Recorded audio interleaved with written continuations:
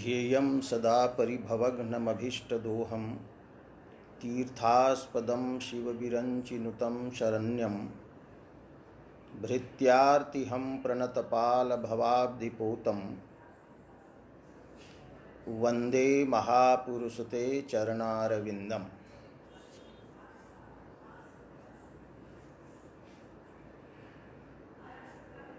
काव्य प्रकाश में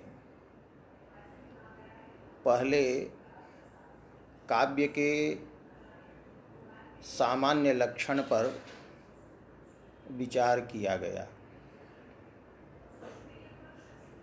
जिसमें बतलाया गया कि दोष रहित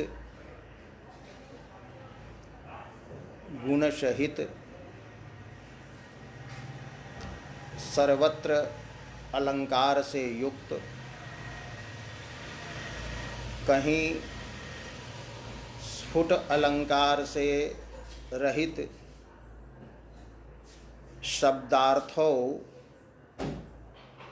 शब्दार्थ युगल को, शब्दार्थ की जोड़ी को काव्य कहेंगे।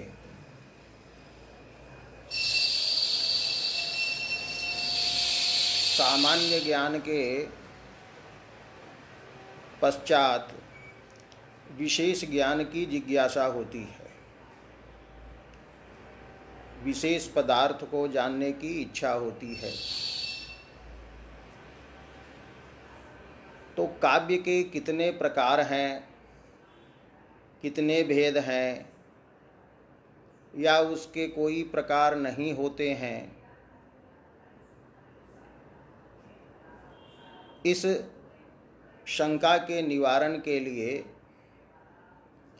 आगे का ग्रंथ है। तो है, उसकी पंक्ति है, तद भेदान आह।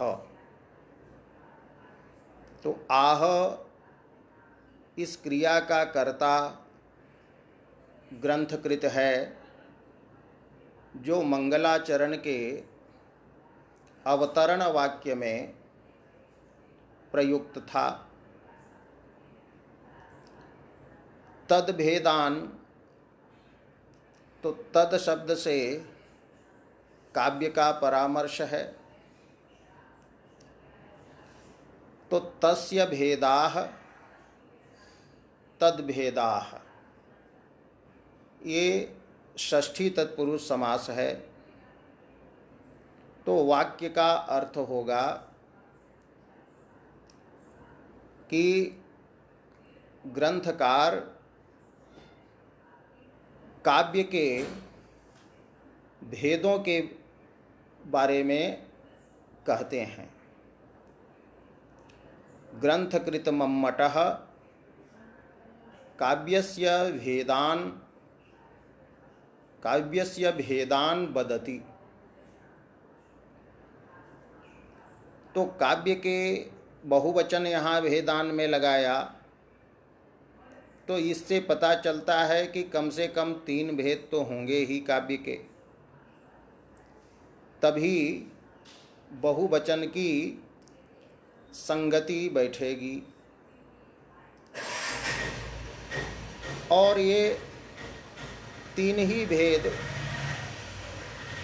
स्वीकार करते हैं काव्य के इस प्रकरण में। तो पहला भेद है, काव्य का पहला भेद है उत्तम काव्य। और उत्तम काव्य की दूसरी संज्ञा है ध्वनि। ये बात बतलाते हैं यहाँ पर। तो उस पंक्ति को हम देखेंगे, है इदम उत्तमम अतिशयिनी व्यंग्ये वाच्यात ध्वनि बुधैः कथितः। इस कारिका में, कारिका भाग में इदम पद से सन्निकृष्ट पूर्वोक्त काव्य का परामर्श होता है। तो इदम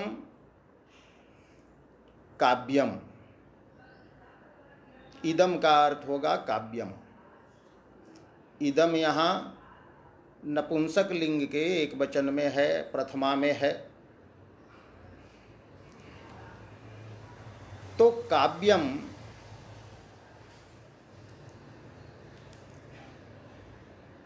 उत्तमम, काव्य उत्तम कहा जाता है। इदम काव्यम उत्तमम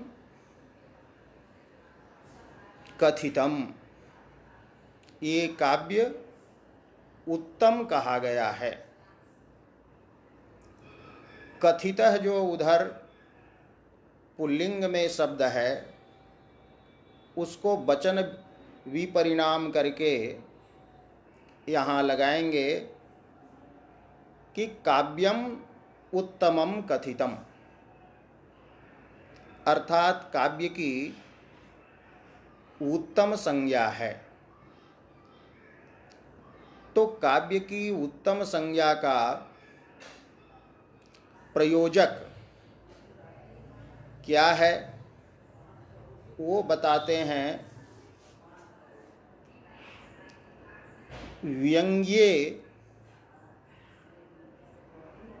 अतिशयिनी सती, तो सती सप्तमी रखेंगे।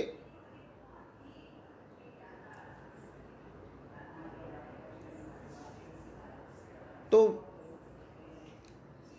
व्यंग्य के का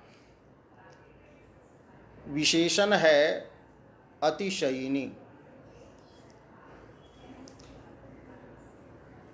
अतिशय शब्द से इनी प्रत्यय हुआ है। अतिशयः अस्ति अस्य इति अतिशयी, तो अतिशयिन शब्द बनेगा और सप्तमी एक वचन में रूप होगा अतिशयिनी। तो अतिशय वाला, व्यंग्य के अतिशय वाला होने पर,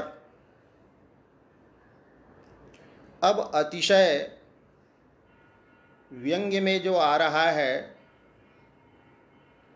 तो अतिशय शब्द का अर्थ क्या किया जाए। तो व्यंग्य में अतिशय का कारण है चमत्कार की कारणता, चमत्कार जनकता। तो अतिशय शब्द का अर्थ यहाँ चमत्कार होता है, क्योंकि आगे गुणीभूत व्यंग्य के लक्षण में अतादृशी पद की व्याख्या में ग्रंथकार ने अतादृशी की व्याख्या की है अनति चमत्कारिणी। तो यहाँ चमत्कारिणी, तो अतिशयिनी का अर्थ है चमत्कारिणी, चमत्कार वाला होने पर, चमत्कार जनक होने पर। व्यंग्य में चमत्कार है, तो चमत्कार बताया था कि आनंद विशेष को चमत्कार कहते हैं।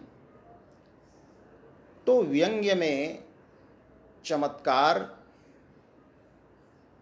जन्य जनक भाव संबंध से या जनकता संबंध से होता है।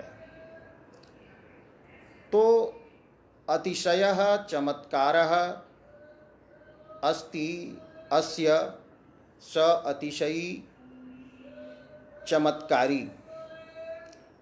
तो इन्हीं प्रत्यय जो यहाँ पर षष्ठी अर्थ में किया, तो षष्ठी का अर्थ संबंध होगा जन्य जनक भाव या जनकता। तो व्यंग्य के चमत्कारी होने पर यह काव्य उत्तम कहा जाता है। एक वाक्यार्थ यहाँ होता है। तो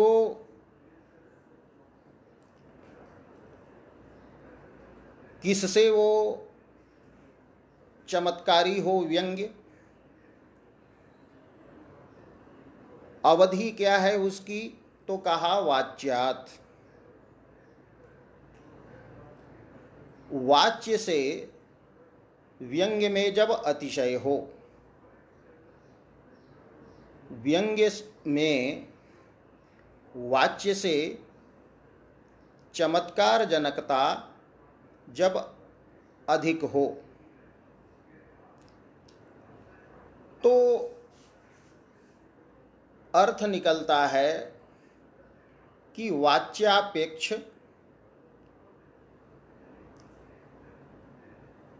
चमत्कार जनकता व्यंग्य में जब अधिक हो तो वो काव्य उत्तम कहा जाता है। वाच्यापेक्ष चमत्कारी व्यंग्य विशिष्टम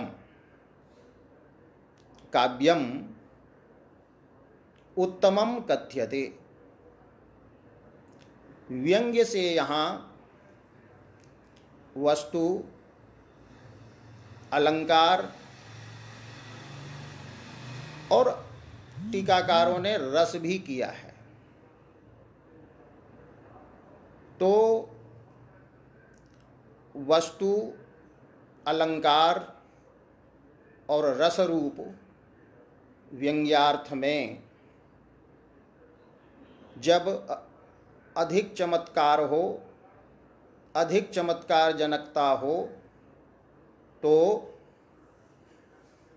वह काव्य उत्तम कहा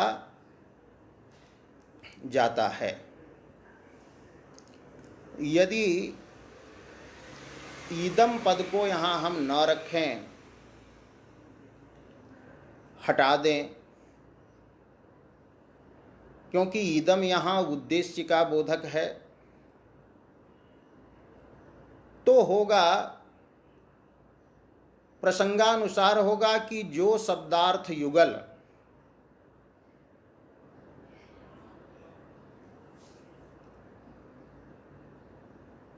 जिसमें व्यंग्य वाच्य की अपेक्षा चमत्कारी हो, तो उसे उत्तम कहते हैं। तो ऐसा कहने पर प्रहेलिका जो होती है पहेली, तो पहेलियों को रस विरोधी होने के चलते ध्वनिवादियों ने काव्य नहीं माना। भोज आदि ने तो प्रहेलिका को भी काव्य माना है। तो ईदम शब्द से काव्य का परामर्श हम न करें तो होगा कि वाच्यापेक्ष चमत्कारी व्यंग्यकम, चमत्कारी व्यंग्य वाला जो भी हो वो काव्य कहलाता है, उत्तम उसकी संज्ञा है। तो ये प्रहेलिका में भी अतिव्याप्ति हो जाएगी। इसलिए ईदम शब्द से काव्यम लाया कि उत्तम संज्ञा यहाँ काव्य की जा रही है। जो काव्य दोषाभावादि विशेषणों से विशिष्ट, शब्दार्थ युगल रूप होता है।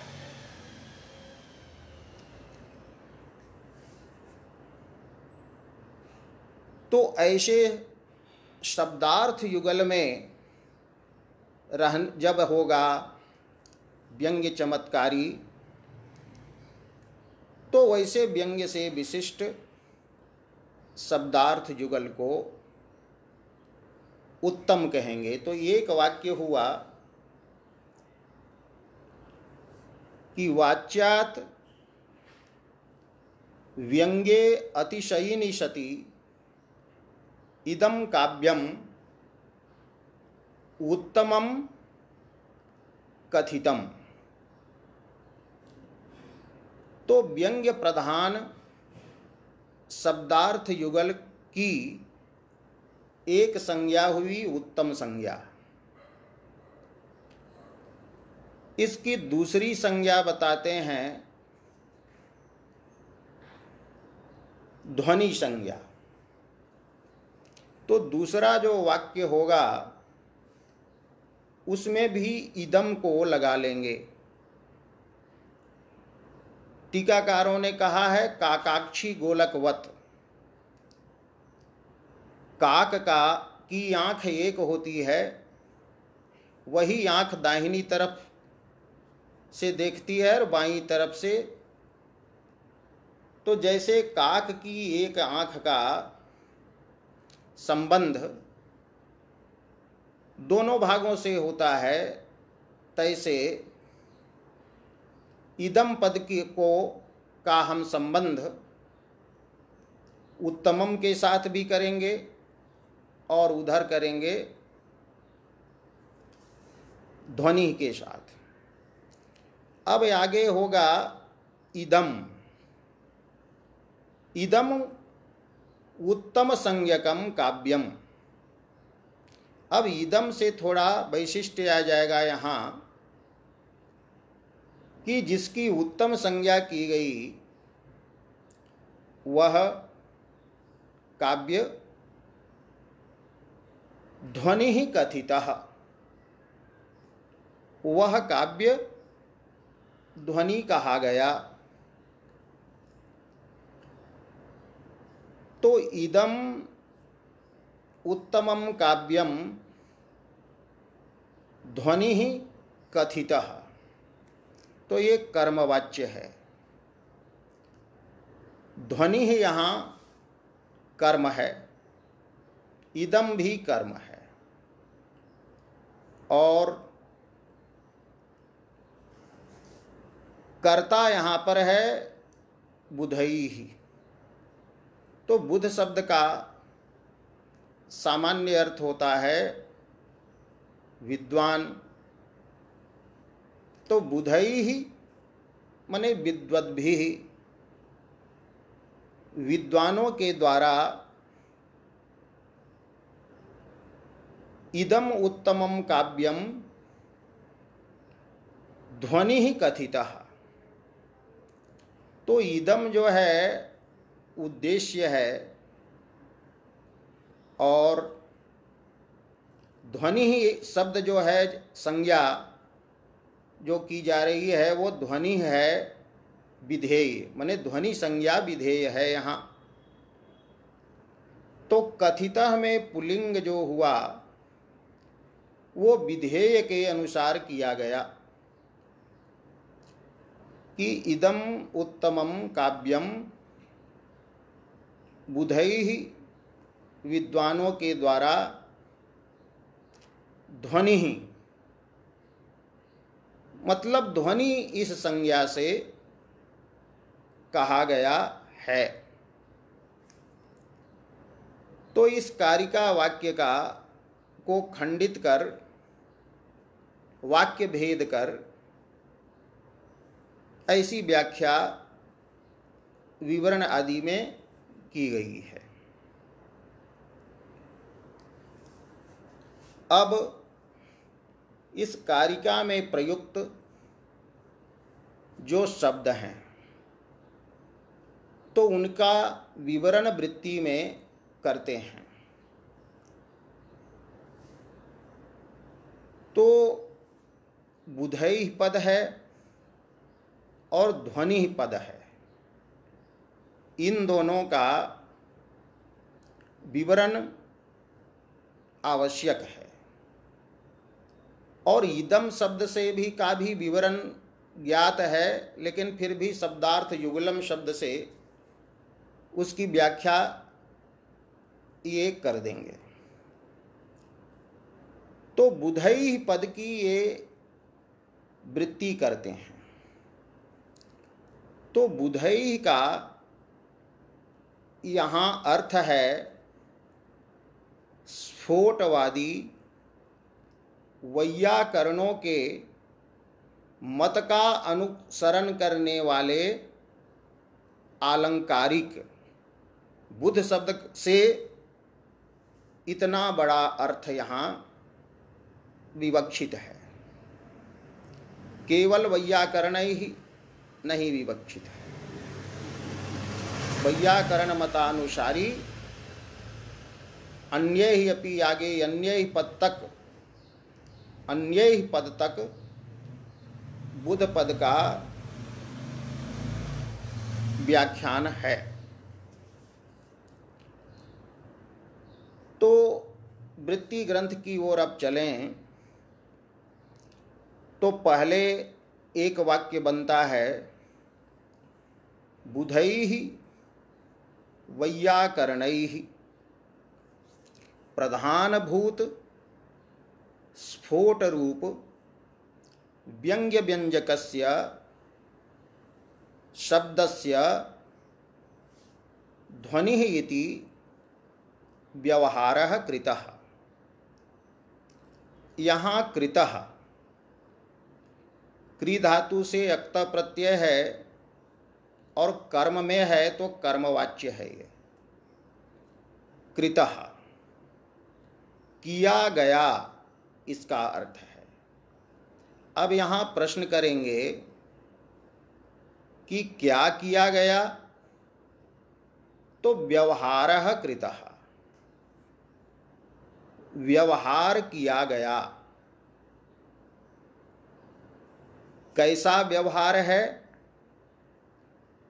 व्यवहार का आकार क्या है, तो इति शब्द कह करके व्यवहार का आकार देते हैं ध्वनि इति। ध्वनि यह जो शब्द है वो शब्द रूप व्यवहार, माने ध्वनि इस शब्द से व्यवहार किया गया। अब किसके द्वारा, तो कहते हैं बुधैः वैयाकरणैः। ये भी बुधई शब्द के वैयाकरणैः इस विवरण से यह स्पष्ट होता है कि बुध पद का प्रवृत्ति निमित्त व्याकरणज्ञत्व ही है, क्योंकि वैयाकरणत्व जहाँ नहीं होगा और वैयाकरणत्व के अभाव में अन्य शास्त्र का ज्ञान होगा तो वो सम्यक ज्ञान नहीं होगा। तो अन्य शास्त्रों का ज्ञान होने पर भी बुधत्व उसमें नहीं हो सकता।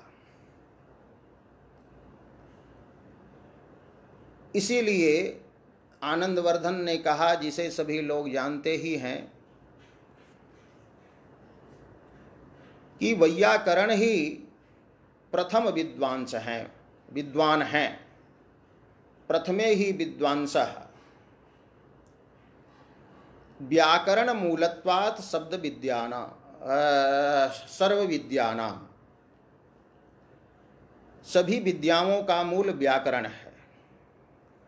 तो बुधत्व कहें हम, व्याकरण ही है, व्याकरण ज्ञान ही है, लेकिन वही नहीं है, ही नहीं लगावें, ये तो प्रथम ज्ञान है। जैसे प्रथम सोपान पर हम पैर रखते हैं और मंजिल तक पहुंचना होता है, और प्रथम सोपान पर भी हम रुक गए और हमने कहा कि अब हम विद्वान हो गए, वैदुष्य आ गया, तो ये बात आलंकारिक नहीं मानते कि ये तो साधन है। भर्तृहरि ने कहा इदम आद्यम पदस्थानम, पैर रखने का ये पहला स्थान है, क्योंकि आगे जितने भी शास्त्र आएंगे वो शब्दात्मक होंगे और शब्द का ज्ञान, पद पदार्थ का ज्ञान, पद का ज्ञान नहीं होगा तो उनका सम्यक ज्ञान नहीं हो पाएगा। तो व्याकरणाधिकरण ही, व्याकरण समानाधिकरण ही अन्य शास्त्र हैं, उनका ज्ञान व्याकरण ज्ञानाधिकरण होगा। तो वैयाकरण पद की विवृति से ये सूचित किया। तो अभी तो बुधई पद का, माने इस कारिका में प्रयुक्त जो बुधई पद है उसके एक देश का विवरण हुआ। तो बुधई का मैंने बताया था वैयाकरण मतानुसारी आलंकारिक। तो वैयाकरण ये जो एक भाग है, एक अंश है, उसका विवरण वैयाकरण के द्वारा ये किया गया। तो बुधैः वैयाकरणैः ध्वनिः इति शब्देन इति एवं प्रकारः व्यवहारः कृतः। अब प्रश्न है कि किसका व्यवहार किया गया, किसको वैयाकरण ध्वनि इस पद से कहते हैं। तो वो कहते हैं कि प्रधान भूत स्फोट व्यंग्य, स्फोट रूप व्यंग्य व्यंजनक व्यंजकस्य शब्दस्य। अब ये कहते हैं शब्दस्य ध्वनिरिति व्यवहारः कृतः, शब्द को ध्वनि शब्द से कहा है वैयाकरणों ने, शब्द को। अब प्रश्न है कि वैयाकरण शब्द को ध्वनि कहते हैं, तो उनके यहाँ शब्द भी दो प्रकार का है, एक नित्य शब्द है, एक कार्य शब्द है। तो महाभाष्य में दोनों शब्दों के लक्षण पस्पसाहनिक में बताए गए हैं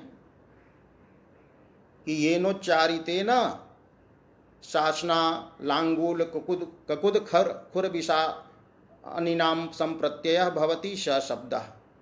तो कैयट आदि ने ये नित्य शब्द, ये वो नित्य शब्द इनका है जिसका नाम ये रखे हैं स्फोट। और दूसरा है कार्य शब्द अथवा प्रतीत पदार्थ को लोके ध्वनि शब्दः कहा है कि जिसका अर्थ कुछ निकले, ऐसे ध्वनि को ही लोक में शब्द कहा जाता है। तो यहाँ प्रश्न है कस्य शब्दस्य वैयाकरणैः ध्वनिः इति व्यवहारः कृतः। तो यहाँ ये कहते हैं कार्य शब्द जो है उसी का ध्वनि शब्द से व्यवहार किया इन्होंने। यहाँ जो मम्मट की पंक्ति है, मम्मट के जो शब्द हैं, ये शब्द बताते हैं शब्दस्य, माने जो कार्य शब्द है, जो कंठ तालवादी स्थानों में वायु संयोग से, स्थानों के संयोग विभाग से जो व्यक्त होता है या न्यायिक वैशेषिक के मत में उत्पन्न होता है, उत्पन्न होता है, जो उस शब्द को जिसको हम सुनते हैं, कानों के द्वारा जो सुना जाता है, लोक में जिसको सभी लोग जानते हैं, कहते हैं कि ये यही शब्द है, उसने शब्द किया। तो कार्य शब्द जो है, जो उच्चार्यमान होता है, उच्चारण व्यापार से जो उत्पन्न होता है, उस शब्द का ध्वनि नाम रखा। तो ध्वनि उसको का, तो ध्वनि नाम क्यों रखा? तो ध्वनि शब्द का यहां योगार्थ हम लेंगे व्यंजक। ध्वनि, ध्वन धातु से उनादि इन प्रत्यय करने पर, कर्ता अर्थ में यदि हम उनादि प्रत्यय करेंगे तो ध्वनि का अर्थ होगा ध्वनति इति ध्वनि। यद्यपि ध्वनि शब्द के 5 अर्थ बतलाए गए हैं, लेकिन प्रस्तुत में एक व्यंजक अर्थ यहाँ लेना उचित है, क्योंकि उसी का शब्दबोध यहाँ मुख्य रूप से होता है। तो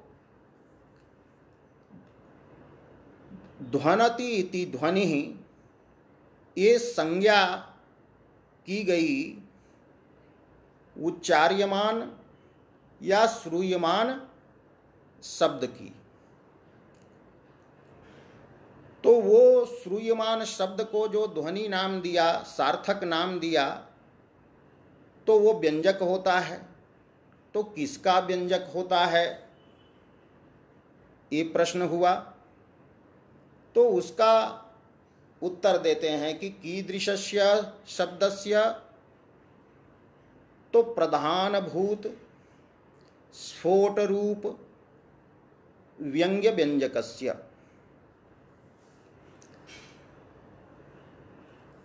तो यहाँ पहले समास विग्रह कर लें।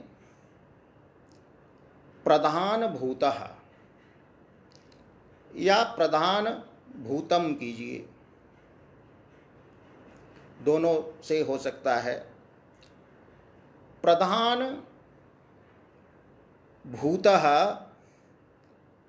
यह स्फोटः, और स्फोटः एव रूपम स्वरूपम वर्तते यस्य तद व्यंग्यम प्रधानभूत स्फोट रूप व्यंग्यम तस्य व्यंग्यस्य व्यंजकस्य प्रकाशकस्य, उसका व्यंजक। यहाँ भूत शब्द जो है वो भूत नहीं भी रहता तब भी कोई प्रेत बाधा नहीं होती। प्रधान व्यंग्य, प्रधान स्फोट व्यंग्य यदि कह देते तब भी काम चल जाता। लेकिन जब भूत है तो भूत शब्द का यहाँ अर्थ हम प्राप्त कर लें। भू प्राप्तो चुरादीगण में जो धातु है, तो प्रधान शब्द को यहाँ हम भाव में मान लें, प्रधानत्व कर लें, तो प्रधानम भूतः अर्थात प्रधानत्वम प्राप्तः, प्रधानता को जो प्राप्त है, स्फोट रूप व्यंग्य, उसका प्रकाशक श्रूयमान शब्द जो है कार्य शब्द, उसको ध्वनि कहा है। तस्फोट रूप व्यंग्य का व्यंजक। वैयाकरणों का सिद्धांत है कि ध्वन्यात्मक जो वर्ण हैं, शब्द हैं, वो अनित्य होते हैं, उनका समूह नहीं बन सकता, क्योंकि न्याय वैशेषिक के मत में वर्ण जो हैं, ये ध्वनि आत्मक शब्द, ये क्षणिक हैं, 2 क्षणों तक रहते हैं। प्रथम क्षण में उत्पन्न होते हैं, द्वितीय क्षण में उत्पन्न होते हैं और अपने जैसे दूसरे शब्दों को जन्म देते हैं और नष्ट हो जाते हैं। तो यदि घटः किसी ने कहा तो उच्चरित प्रध्वंसी होने के कारण इन ध्वनियों का समुदाय नहीं बन पाएगा, और समुदाय यदि नहीं बन पाएगा तो ये जो हमें प्रतीति होती है कि घट इति एकम पदम, घट ये एक पद है, ये जो ज्ञान है उस ज्ञान का विषय यदि हम घकारादि ध्वनियों को माने तो उसमें एकत्व है, समूह उनका नहीं हो सकता, क्योंकि समूह होता है विद्यमान पदार्थों का। जैसे धान के, गेहूं के दाने होते हैं विद्यमान, तो उनको इकट्ठा करके समूह हम बना देते हैं। लेकिन यदि हम आम के फल को घर में लाते रहें एक एक करके बाहर से, और अंदर से कोई ले जाता रहे, तो वो कभी समूह नहीं बनेगा। जब जमा होगा तब दिखाई पड़ेगा। तो एकम पदम, ये एकत्व विशिष्ट, ये बोध जो है एकत्व को भी विषय बनाता है, और समूह वहाँ बन नहीं पाएगा।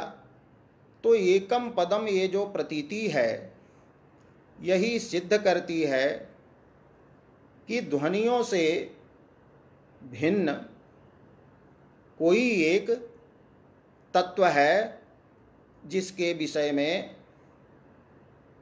हमें एक है ये ऐसा ज्ञान होता है। उसी प्रकार एकम पदम एकम वाक्यम, तो इस प्रतीति से सिद्ध और भर्तृ आदि वैयाकरणों के द्वारा अनेक प्रमाणों से साधित महाभाष्य के तपरः तत्कालस्य इस सूत्र में स्फोट शब्द के साक्षात कथित होने से,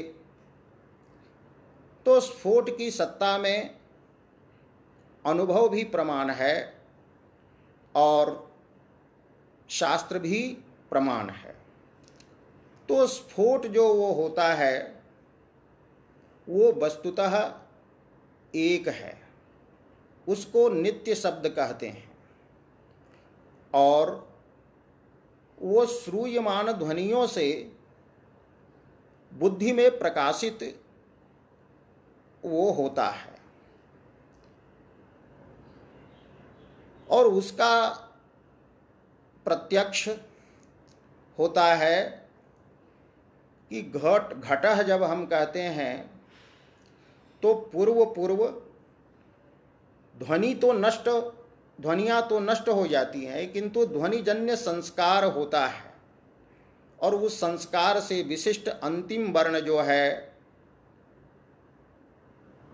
विसर्ग, उसके अनुभव से स्फोट की स्पष्ट अभिव्यक्ति हो जाती है। ऐसे स्फोटात्मक शब्द की अभिव्यक्ति में प्रत्येक ध्वनियों का योगदान है, लेकिन चरम ध्वनि के अनुभव से वो अत्यंत स्पष्ट हो जाता है, और वही स्फोट रूप शब्द है, वो नित्य है। जैसे स्फटिक पत्थर रख दें और उसके सामने उड़हुल का फूल लावें तो स्फटिक लाल हो जाएगा, गेंदा का लावें तो वो पीला हो जाएगा। तो ऐसे ध्वनियों का प्रतिबिंब मानते हैं वो स्फोटात्मक शब्द से। तो स्फोट है एक, लेकिन ध्वनियों के रूप से रूसित हो करके वो प्रतीत होता है। और अभिधा आदि जो वृत्तियां हैं, उसका आश्रय वह नित्य शब्द स्फोटात्मक शब्द ही है, ये ध्वन्यात्मक शब्द नहीं हो सकते। तो उस स्फोटात्मक शब्द जो नित्य है, उसकी अभिव्यक्ति बराबर नहीं होती है। तो उसकी अभिव्यक्ति का जो कारण है, साधन है, जो श्रूयमान शब्द है, उसी को कहा कि ये स्फोट का व्यंजक है। तो स्फोट पर तो अनेक विस्फोटात्मक बहुत विचार हैं शास्त्रों में।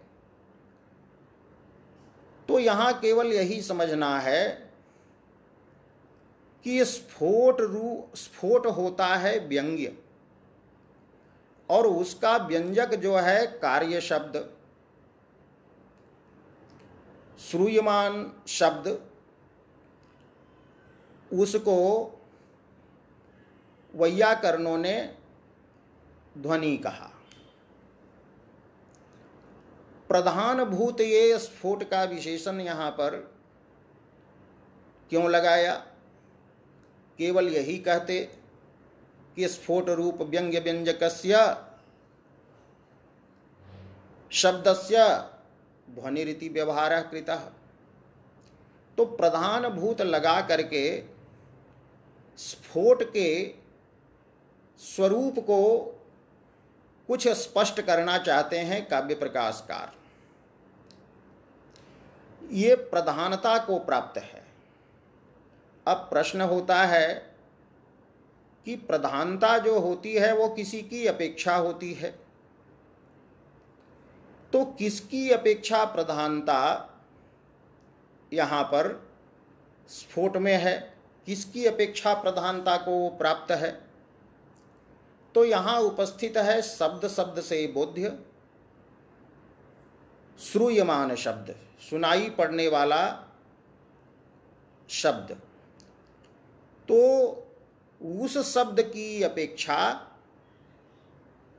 प्राधान्य है स्फोट में। माने श्रूयमान शब्द निरूपित प्राधान्य वाला स्फोट है। क्यों? कि श्रूयमान शब्द में अर्थबोधकता नहीं होती है, क्योंकि वो वृत्ति का आश्रय नहीं है, वृत्ति की कल्पना नहीं की जा सकती है। वृत्तियों के लिए कोई अधिकरण चाहिए, आधार चाहिए जहाँ उनकी कल्पना की जा सके। तो अर्थबोधकत्वेन ये स्फोट प्रधान है श्रूयमान शब्द की अपेक्षा। प्रधानभूत शब्द इसी वैशिष्ट्य को ज्ञापित करता है स्फोट में। स्फोट ये जो नाम है ये योग रूढ़ नाम है। केवल यौगिक लेंगे तो जो स्फुटित होता है या जिससे फूट कर कोई निकलता है उस सबको स्फोट कहा जाएगा। तो योगार्थ भी विवक्षित है। योगार्थ से अन्वित नित्य शब्द का ये अर्थवाचक शब्द का बोधक है स्फोट शब्द। व्युत्पत्ति इसकी बताते हैं, स्फुटति अर्थः अस्मात् इति स्फोटः, जिससे अर्थ निकलता हो। तो ऐसे व्यवहार की भाषा में सामान्य लोग जानते हैं कि किसी ने कोई शब्द का उच्चारण किया, हमें तुरंत अर्थ का बोध हो गया। लेकिन वैयाकरण कहते हैं कि नहीं, इसके किसी के शब्द के उच्चारण और शब्द का जो श्रवण है श्रोता के द्वारा, तो कार्य शब्द के श्रवण और अर्थबोध के बीच में एक माध्यम है, वो दूसरा शब्द है बीच में, जो नित्य शब्द स्फोट कहलाता है, उसके द्वारा ही अर्थ का बोध होता है। तो ये मध्यवर्ती जो स्फोट है उसको सामान्य लोग समझ नहीं पाते हैं, तो सीधे कहते हैं कि जो हमने शब्द सुना उसी से ये अर्थ निकला। तो ये स्फोटवादी वैयाकरणों का मत है। तो यहाँ ये हुआ कि प्रधान भूतः श्रूयमान शब्दापेक्षया अर्थबोधकत्वेन वृत्त्याश्रयत्वेन प्राधान्यं प्राप्तः यः स्फोटः अर्थबोधकः नित्यः शब्दः स स्फोट शब्द रूपः यः शब्दः एव वर्तते, रूपं वर्तते यस्य तत् यदस्ति व्यंग्यम, तस्य व्यंग्यस्य व्यंजकः यः वर्तते शब्दः अर्थात कार्य शब्दः। साहित्य शास्त्र में व्यंजक किसे कहते हैं? तो व्यंजक की परिभाषा है स्वज्ञानेन अन्यधि हेतु हो। तो स्वज्ञानेन, ज्ञानेन में जो तृतीया है वो सह के अर्थ में है।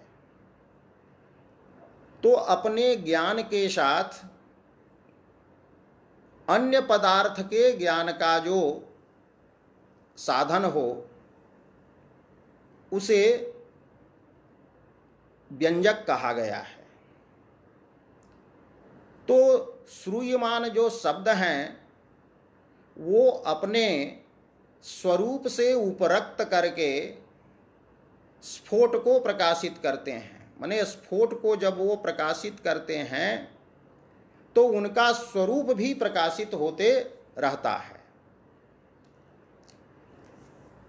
तो स्वरूपेण सह अर्थांतर प्रकाशकत्वम व्यंजकत्वम। यही बात आनंदवर्धन ने तृतीय उद्योत में कही है कि जब व्यंग्य की प्रतीति होती है तो वाच्य का भी आभास होते रहता है। माने वाच्य अब स्वरूप का आभास, स्वरूप का ज्ञान कराते हुए, माने वाच्य से जो ज्ञान होता है उस ज्ञान की विषयता वाच्य में, व्यंजक में भी होती है। लेकिन प्रधान विषयता चली जाती है, विशेष्यता व्यंग्य में। तैसे यहाँ जो श्रूयमान ध्वनि है, इससे जो स्फोट का ज्ञान होता है, तो ये ज्ञान की विशेष्यता, मुख्य रूप से प्रधानता तो स्फोट में होगी, लेकिन ध्वनि के स्वरूप में भी होगी। तो स्वरूप रूषिता इत्यादि प्रयोग आते हैं। अंजु धातु का अर्थ होता है मने भाषा में कहे आंजना, जैसे अंजन लगाते हैं। तो अंजन जो है, यदि किसी के बिंदी रूप में वो बनता है कपोल में, तो अपनी कालिमा का आभास कराते हुए उस देश का, उस स्थान का, ललाट देश का या कपोल देश का या नेत्र देश का बोध कराता है। तो स्वपरक्त अन्यार्थ प्रकाशकत्व जिसमें हो, प्रकाश में जैसे होता है कि प्रकाश अपने को भी प्रकाशित करता है और स्वसंबद्ध अन्य को भी प्रकाशित करता है। तो ऐसी व्यंजकता शब्द में है। तो यहाँ तक एक वाक्य संपन्न हुआ कि बुधैः वैयाकरणैः। तो वैयाकरणैः, यहाँ वैयाकरण का मतलब ऐसे व्याकरण का, तो वैयाकरण के लिए कहा गया कि जो केवल सूत्र पढ़ना भी शुरू कर दे, अर्थ समझे या न समझे, उसको भी वैयाकरण कहते हैं। तदधीते तद्वेद, क्योंकि वैयाकरण पद का व्यवहार उसमें भी होता है। और लेकिन मुख्य व्यवहार वैयाकरणत्व जो है सो उभय में है। तो जो वस्तुतः शास्त्र और शास्त्र के अर्थ को, और व्याकरण किसी भी शास्त्र का ज्ञान का मतलब उसके शब्द का ज्ञान नहीं है, अपितु अर्थ विशिष्ट शब्द का या शब्द विशिष्ट अर्थ का ज्ञान है। तो वैयाकरणत्व यहाँ हुआ जो व्याकरण शास्त्र को पूर्ण रूप से अर्थ सहित जानता है और केवल शब्द मात्र को जानने वाला नहीं, क्योंकि अनर्थज्ञ जो होता है उसकी निंदा की गई है कि वो तो ठूठे, सूखे हुए ठूठ पेड़ के समान होता है, वो भार ढोता है, खंभे के समान होता है इत्यादि। तो वैयाकरणैः व्याकरणज्ञैः प्रधानभूत स्फोट रूप व्यंग्य व्यंजकस्य शब्दस्य ध्वनिः इति व्यवहारः कृतः। तो यहाँ तक बुध शब्द का वैयाकरण रूप जो एक देश अर्थ विवक्षित है उसका विवरण किया गया। अब बुध शब्द से विवक्षित जो आलंकारिक हैं, ध्वनिवादी, आनंदवर्धन आदि, तो उनका विवरण करते हैं ततः। तो ततः तस्मात् या तदनंतरम, उसके बाद तन्मतानुसारिभिः अन्यैः अपि न्यग्भावित वाच्य व्यंग्य व्यंजन क्षमस्य शब्दार्थ युगलस्य, इस वाक्य में भी पूर्व वाक्य से ध्वनि रीति व्यवहारः कृतः ये ले आएंगे कि शब्दार्थ युगलस्य ध्वनि रीति व्यवहारः कृतः। ध्वनि इति शब्देन व्यवहारः कृतः। कैः कृतः? तो अन्यैः अपि। तो अन्यैः अपि आलंकारिकैः, ध्वनिवादी भी। तो कैः अन्यैः सर्वैः आलंकारिकैः नहीं, ये कह रहे हैं तन्मतानुसारिभिः। तो तेषां स्फोटवादीनां वैयाकरणानां यत् मतं वर्तते, स्फोटवादः, तो तेषां मतं तन्मतम्, और उनके मत का अनुसरण करना, अनुगमन करना, मानना जिनका स्वभाव हो गया है। अनुसारी शब्द में श्री धातु से णिनि प्रत्यय है, तो ताच्छिल्य अर्थ में मानेंगे तत्स्वभाव, कि जिसका स्वभाव ही हो जाए अनुसरण करने वाला। जैसे सुप्य जातो निनिस्ताच्छिल्ये, तो उसका बनता है उष्ण भोजी रूप। तो उष्ण भोजी का मतलब है, उस व्यक्ति को उष्ण भोजी हम नहीं कहेंगे जो कभी एक आध बार गरम गरम खा करके भागा ऑफिस की ओर, वो उष्ण भोजी नहीं कहलाएगा। अपितु जिसका स्वभाव बन गया है गरम खाना, तैसे यहाँ होगा तेषां वैयाकरणानां मतम अनुसर्तुम शीलम वर्तते, आदत हो गई है, स्वभाव है जिनका, ऐसे आलंकारिकों के द्वारा। तो ये ध्वनिवादी हैं, क्योंकि ध्वनि सिद्धांत का मूल आधार स्फोट सिद्धांत ही है। आनंदवर्धन ने प्रथम उद्योत में इस बात को बतलाया है। तो तन्मतानुसारिभिः तेषां वैयाकरणानां मतम अनुसर्तुं शीलैः अन्यैः आलंकारिकैः अपि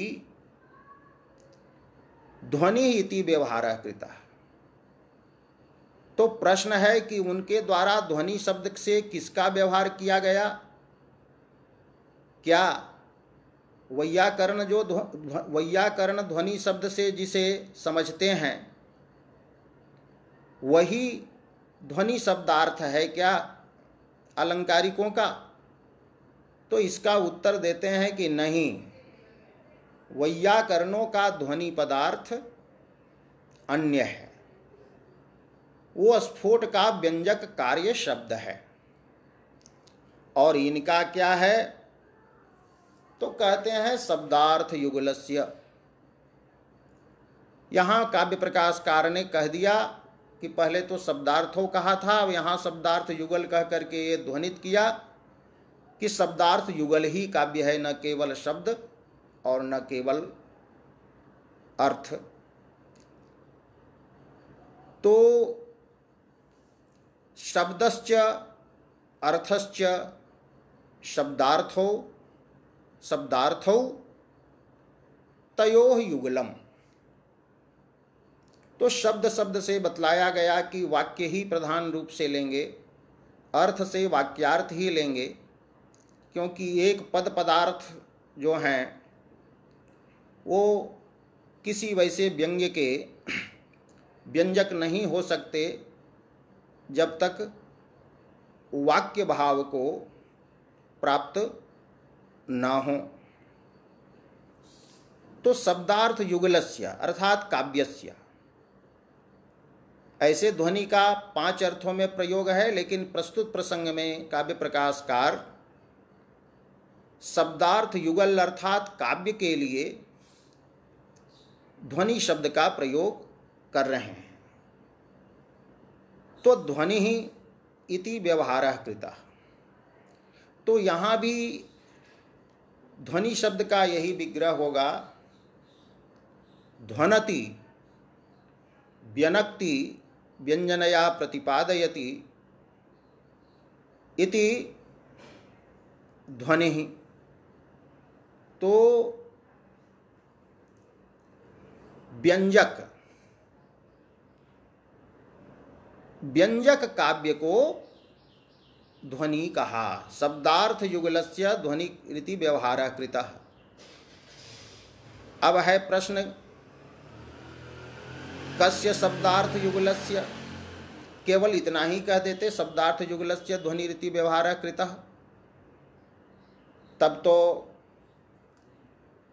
चित्र काव्य में भी लक्षण जाएगा, क्योंकि वहाँ भी शब्द होता है और अर्थ होता है, दोनों तो होते ही हैं। गुण प्रधान भाव भले होता है, जोड़ी तो दोनों की हटती नहीं है।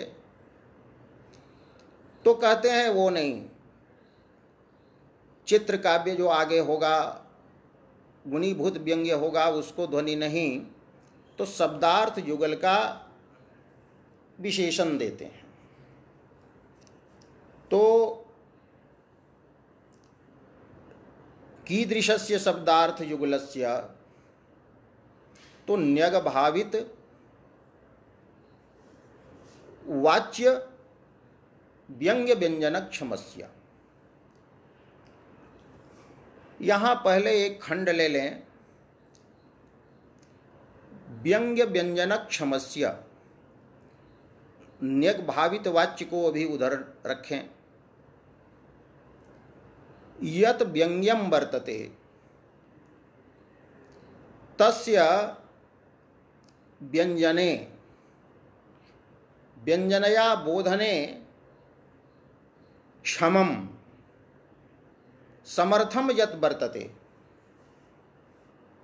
अर्थात व्यंग्य व्यंजकम यत वर्तते, व्यंग्य व्यंजन सामर्थ्यम यस्मिन् भवति तत् शब्दार्थ युगलम ध्वनि इति कथ्यते। तो इतना ही यदि कह दिया जाए तो इसमें भी अति व्याप्ति होगी, क्योंकि व्यंग्य व्यंजन में समर्थ शब्दार्थ युगल जो हैं सो गुणीभूत व्यंग्य में भी हैं, और चित्र काव्य में भी व्यंग्य व्यंजकता तो रहती ही है, भले कवि का उसमें तात्पर्य हो या न हो। इसलिए व्यंग्य का विशेषण लगाया गया। तो व्यंग्य का विशेषण है न्यग भावित वाच्यम, न्यग भावितम यत वाच्यम तस्य व्यंग्यस्य, जिस व्यंग्य में न्यग भावित वाच्यत्व धर्म हो। यहाँ जो है न्यग भूत नहीं कहा कि न्यग भूत, तो न्यग भूत का अर्थ होगा, न्यक मने यहाँ होगा उपसर्जन भूत, गौण भूत। तो न्यग भूत का अर्थ होगा गौण भूत मने गुणी भूत, और इसी से काम चल जा रहा था कि गुणी भूत जहाँ पर होता है व्यंग्य, ऐसा जो गुणी भूत जहाँ होता है वाच्य, ऐसा जो है व्यंग्य, उसके व्यंजक शब्दार्थ युगल को ध्वनि कहते हैं। तो यहाँ भू धातु से निच प्रत्यय किया प्रेरणा में, तो न्यग भावित का अर्थ हुआ, न्यग भूत मने स्वयं गौण नहीं है वो, अपितु गौण कराया गया है। तो किसके द्वारा? तो व्यंग्य के द्वारा। जहां व्यंग्य चमत्कार जनकता में वाच्य को पीछे छोड़ देता है, गौण कर देता है। तो न्यग भावितम, इसका अर्थ हुआ उपसर्जनीकृतम गुणीकृतम वाच्यम येन तत् यत व्यंग्यम, जिसके द्वारा वाच्य चमत्कार की उत्पत्ति में अपने अपेक्षा गौण कर दिया गया है, वह व्यंग्य। जहाँ पर चमत्कार जनकता वाच्य में भी होती है, लेकिन तदपेक्षया व्यंग्य में होती है, तो व्यंग्य जो है सो चमत्कार की उत्पत्ति में पीछे छोड़ देता है। सहृदयों की चित्त की विश्रांति व्यंग्य में हो जाती है। प्रारब्ध तो होती है चर्वणा, पद पदार्थ वाच्यार्थ और व्यंग्यार्थ तक वो जाती है। तो व्यंग्यार्थ में जहाँ पर चर्वणा विश्रांत हो, चमत्कार जहाँ मिल जाता है सहृदय को, वहीं पर वो विश्रांत हो जाता है। तो न्यगभावितम उपसर्जनीकृतम वाच्यम येन तादृशम यत् वर्तते व्यंग्यम तस्य व्यंग्यस्य व्यंजने जह क्षमः यत् क्षमम समर्थम अस्ति शब्दार्थ युगलम, तस्य ऐसे वाच्य की अपेक्षा प्रधान व्यंग्य के व्यंजक काव्य को ध्वनि इन्होंने कहा है। माणिक्य चंद्र इस पंक्ति को ध्वन्यालोक की रीति से लगाने का प्रयास करते हैं। यहाँ वाच्य शब्द से शब्द भी लेते हैं वो, और अर्थ भी लेते हैं। तो वो कहते हैं कि ये न अर्थः उच्यते, जिससे अर्थ कहा जाता है वो वाच्य है। और व्याकरण देते हैं, व्युत्पत्ति देते हैं, तो कहते हैं उणादि ये प्रत्यय मानते हैं ध्यन। तो ये कि ये न उच्यते स वाच्यः अस्ति शब्दः, और शब्देन यह उच्यते स वाच्यः अस्ति अर्थः व्यंजकः अभिधा प्रतिपाद्यः अर्थः, अभिधा से बुद्धि अर्थ। वाच्य शब्द का शब्द अर्थ करने में एक व्युत्पत्ति और देते हैं, वाची साधु हो, वाच्य। तो उनके अनुसार यदि विग्रह करेंगे तो होगा कि न्यग भावितौ मने उपसर्जनी कृतौ, वाच्यौ मने शब्दार्थौ, ये न तत् यत् व्यंग्यम तस्य व्यंग्यस्य व्यंजने क्षमस्य शब्दार्थ युगलस्य ध्वनिः इति व्यवहारः कृतः। तो इससे यत्रार्थ शब्दो वा तमर्थम उपसर्जनी कृत स्वार्थो जो ध्वन्यालोक में कहा गया, तो माणिक्य चंद्र प्रथम व्याख्याकार हैं तो वो इनको ध्वनिवादी मानते हुए कि ध्वनि लक्षण जो मम्मट ने किया उसी के अनुसार ये भी हैं, उससे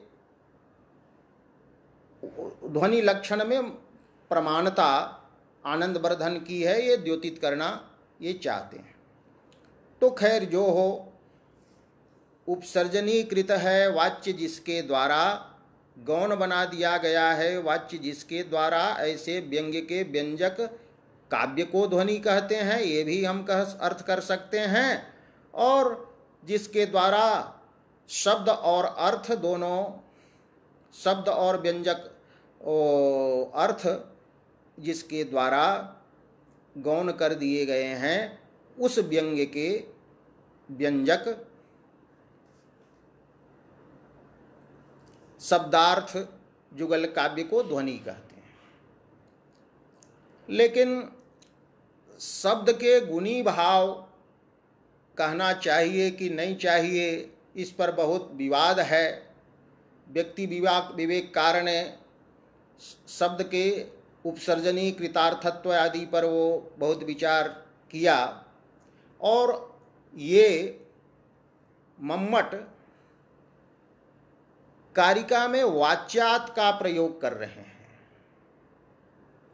द्विवचन का प्रयोग नहीं कर रहे हैं। तो एक वचन से लगता है कि अन्य व्याख्याकारों ने जो वाच्य को कहा, और वाच्य के गुणी भाव के कथन से शब्द का भी ग्रहण हो ही जाता है। लेकिन जब ये व्याख्या कर रहे हैं तो वाच्य शब्द में एक वचन जाति में मान करके उसका शब्द अर्थ दोनों यहाँ वो निकाल लिया इन्होंने। तो खैर जो हो, तो ये हुआ कि वैयाकरणों ने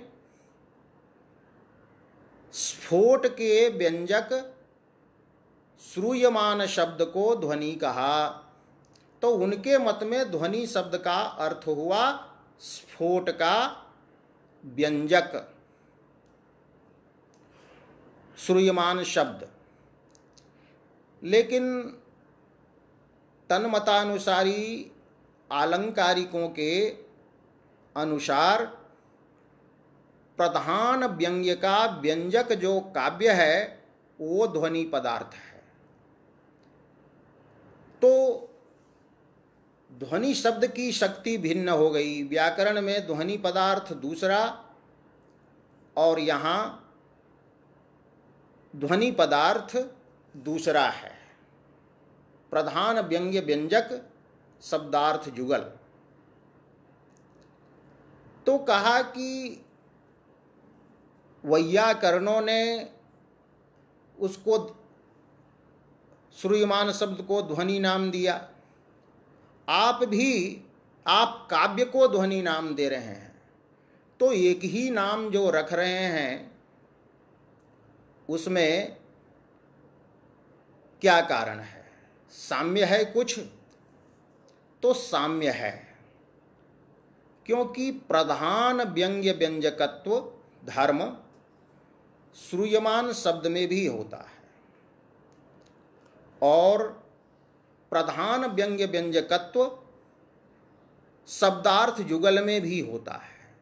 तो जिस शब्दार्थ जुगल में वाच्यापेक्ष प्रधान व्यंग्य व्यंजकत्व होगा वो ध्वनि कहलाएगा। तो दोनों